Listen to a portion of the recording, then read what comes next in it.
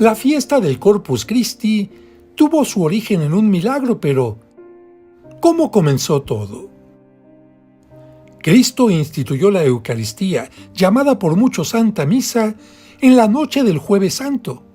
Por esta razón, ese día es un día festivo, pero su cercanía con el Viernes Santo, día de su crucifixión y muerte, hizo que la fiesta dedicada a su cuerpo y sangre, presentes en la Eucaristía, tuviera que celebrarse muy modestamente.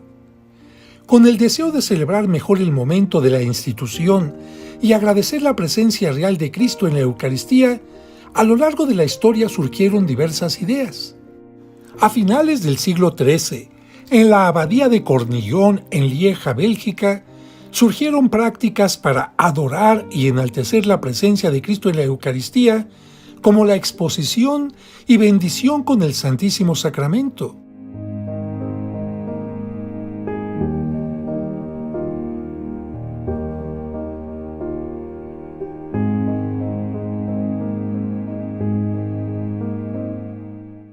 El toque de campanillas durante la consagración y elevación de la hostia y del cáliz, y un día especial para celebrar la fiesta del Corpus Christi et Sanguis Christi. Santa Juliana de Montcornillon, priora de la abadía, desde su juventud había tenido una gran veneración al Santísimo Sacramento y convenció al obispo del lugar para que se dedicara un día para la fiesta del Corpus Christi. El obispo convocó a un sínodo en su diócesis en 1246, y la fiesta se comenzó a celebrar primero en aquella región, Lieja, en 1247, extendiéndose luego a Alemania. Sin embargo, Dios ayudaría para que la fiesta se extendiera a todo el mundo. Y es que un sacerdote atormentado por dudas acerca de la presencia real de Jesucristo en la Eucaristía, se preguntaba si realmente estaría presente Cristo en la humildad de una hostia. Con el deseo de purificar sus pensamientos y pedir ayuda divina para recuperar la fe, decidió ir en peregrinación a Roma. Ahí visitó la tumba de los apóstoles Pedro, Pablo y la de tantos mártires que dieron su vida por defender la fe.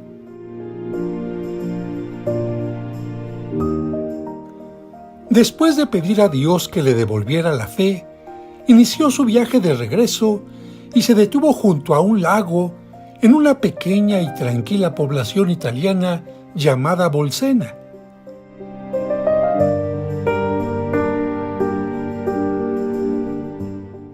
En el lugar recorrió tranquilamente las calles y después de meditar un poco se decidió a celebrar la Santa Misa en esta iglesia dedicada a Santa Cristina.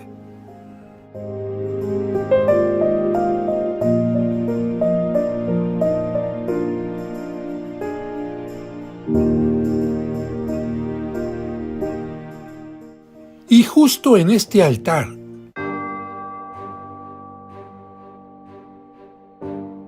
rodeado por una balaustrada,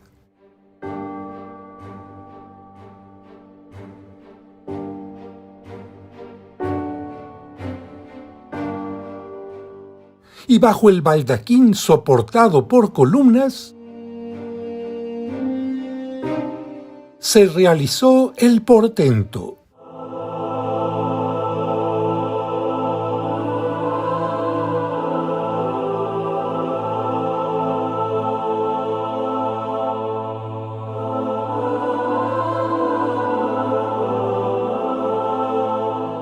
Ante la admiración de todos los presentes, después de la consagración, comenzaron a brotar de la hostia gotas de sangre en tal abundancia que empaparon el corporal, pequeño mantel que cubría el altar. El Papa Urbano IV vivía en aquel entonces en Orvieto, población muy cercana a Bolsena. Al enterarse de lo sucedido, pidió al ministro general de los franciscanos, Juan Fidenza, mejor conocido como San Buenaventura de Baños Rea, que fuera el teólogo encargado de verificar los hechos. Una vez verificados, el Papa pidió al obispo Giacomo Maltraga que llevara en procesión la reliquia del corporal a la ciudad de Orvieto para conservarla en un relicario.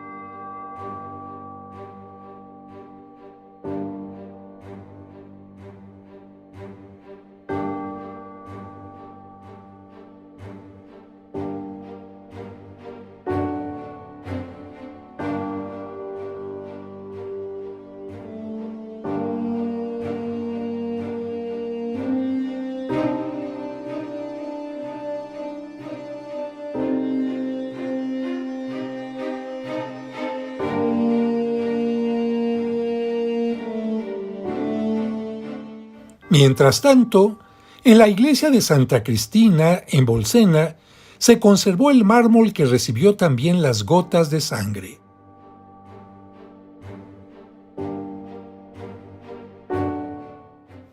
En honor del milagro, el Papa instituyó el 11 de agosto de 1264 la fiesta del Corpus Christi para el segundo jueves posterior a Pentecostés, y para hacerla más solemne, le encargó a Santo Tomás de Aquino que creara la liturgia adecuada.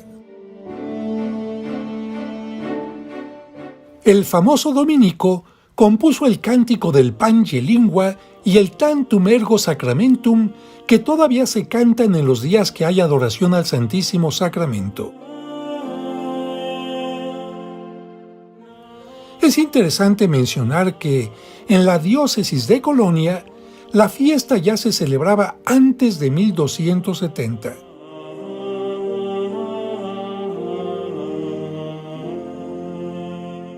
Sin embargo, el decreto del Papa Urbano IV tuvo poca repercusión porque murió poco tiempo después. Afortunadamente, el Papa Clemente V, en el Concilio General de Viena del año 1311, ordenó la festividad para Europa. Posteriormente, el Papa Juan XXII la extendería a toda la Iglesia, y el Concilio de Trento, en el siglo XVI, le daría aún más fuerza y solemnidad. La fiesta del Corpus et Sanguis Christi, cuerpo y sangre de Cristo, comenzó a celebrarse en México desde la llegada de los misioneros. Se celebra en jueves porque fue un jueves durante la última cena cuando Cristo quiso entregarnos su cuerpo y su sangre en alimento. A través de la Eucaristía, Jesús sigue alimentándonos con su pan, como lo hizo en el milagro de la multiplicación de los panes y los peces, y convierte para nosotros el vino en su sangre con el mismo poder con el que convirtió el agua en vino en las bodas de Caná. A la celebración del Corpus Christi llegaba gente de todos los alrededores trayendo sobre mulas guacales con su alimento y además las primicias como agradecimiento a Dios. Por eso, en la Ciudad de México se le llamaba el Día de las Mulas. Todos los visitantes lucían sus mejores atuendos e incluso los hombres indígenas vestían calzón de manta, huarache y sombrero nuevo, mientras que las mujeres lucían blusas bordadas, rebozos y cabello trenzado. De ahí vino la tradición de vestir a los niños de indígenas cargando guacalitos, y por eso se les bendice al término de la misa y la procesión.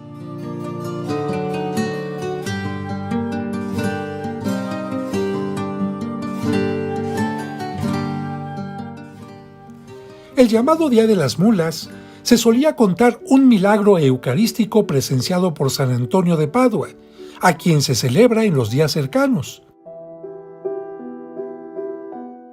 Un hombre que no creía que Cristo estuviera en la hostia consagrada, retó al santo diciéndole que solo creería si su mula lo reconocía. Antonio aceptó el reto. Como el animalito hambriento estaba encerrado, el hombre se puso a un lado de la salida con suficiente pastura y le pidió al santo que se pusiera al otro lado con la hostia consagrada. Cuando la soltaron, la mulita se dirigió hacia donde estaba la Eucaristía, dobló sus patas en señal de respeto y después se dirigió a donde estaba el alimento. Por este milagro de la mula, algunos comenzaron a obsequiar el día de Corpus la figura de una mula a los más descreídos o alejados.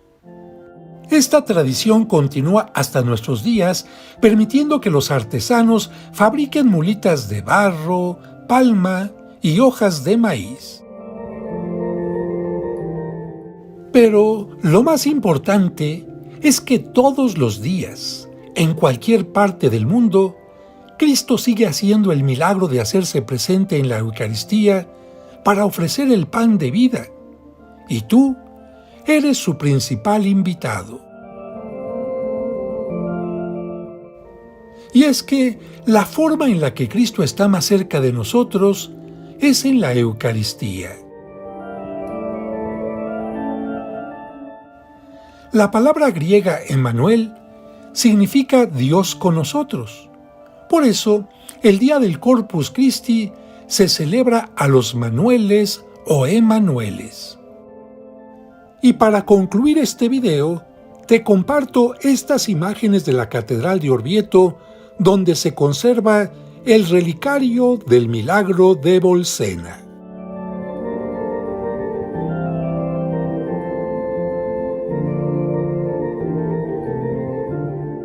Esta ciudad, que fue residencia del Papa durante un tiempo, conserva dentro de esta hermosa catedral la capilla que custodia el corporal con la sangre que surgió milagrosamente en el milagro de Bolsena.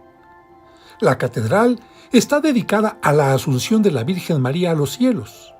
Se construyó a partir del año 1290 por voluntad del Papa Urbano IV para brindar un lugar digno a la reliquia del milagro de Bolsena.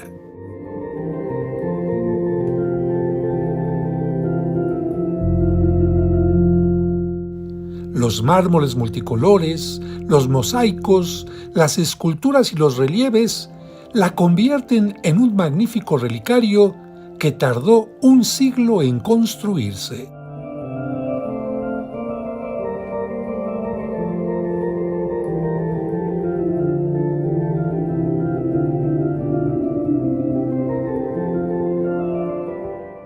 Es considerada una obra maestra de la arquitectura gótica italiana. Llaman particularmente la atención los relieves que presentan la resurrección de los muertos para el juicio final.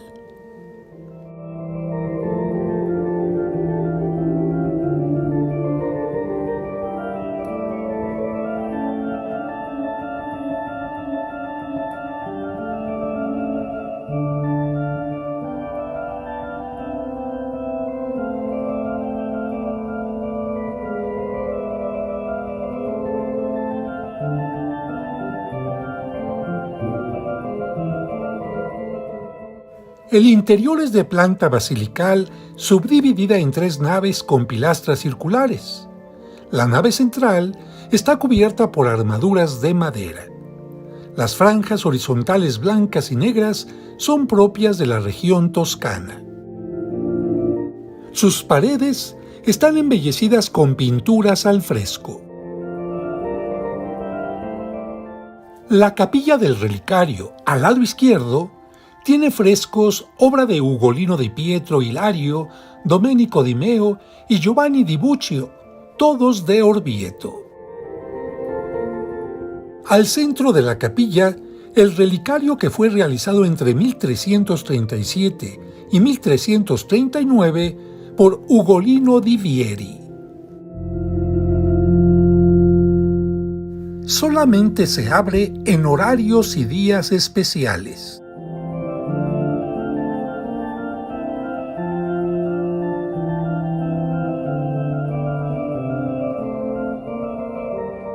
El muro de la zona del relicario muestra la escena de la crucifixión, en la que Cristo entregó su sangre por nosotros, en alusión al corporal que también quedó marcado por la sangre.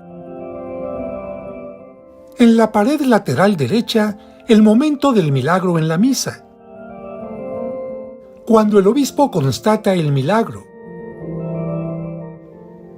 cuando el obispo lleva el corporal ante el Papa y cuando el Papa pide a Santo Tomás de Aquino el himno eucarístico. Y cuando el corporal se muestra al pueblo. Así están ubicadas las escenas.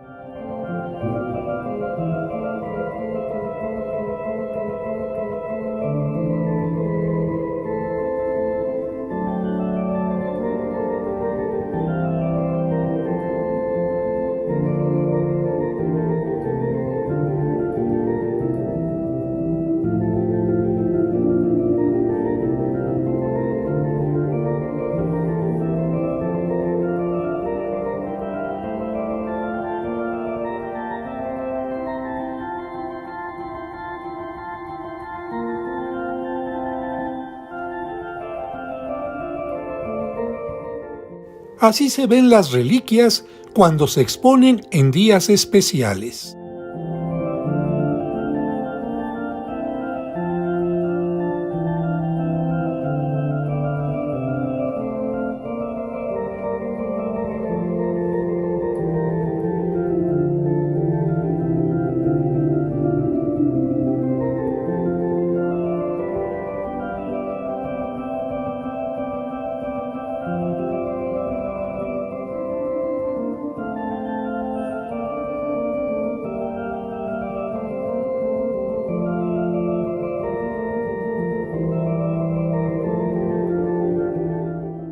Finalmente, enfrente de esta capilla, al lado derecho de la nave central, está la capilla de San Brizio, en la que pintó Fra Angelico.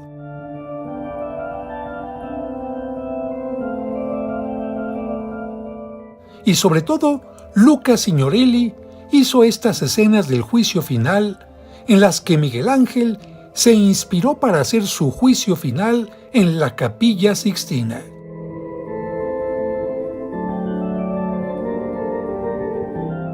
Es un punto de referencia de la pintura del Renacimiento italiano realizada entre los años 1499 y 1502. Aquí, la escena del Anticristo al final de los tiempos.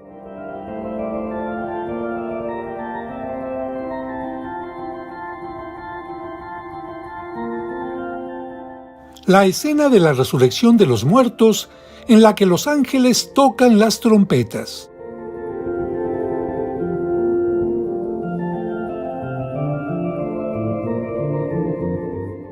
Dos escenas del castigo a los condenados.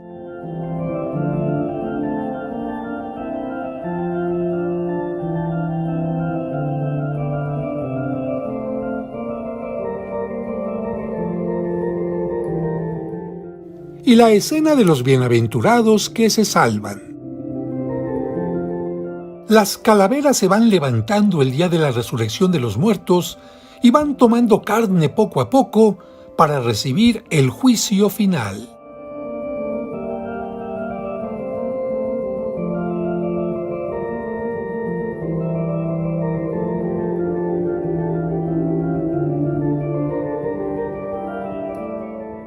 La representación de los cuerpos es propia del Renacimiento, que se inspira en la escultura clásica de Grecia y de Roma.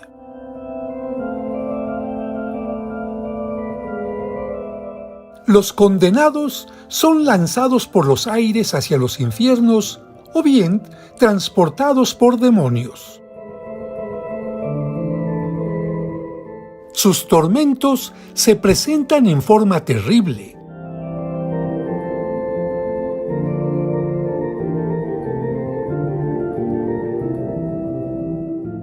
A diferencia de los beatos, que comienzan a gozar ya de la alegría y la paz eternas.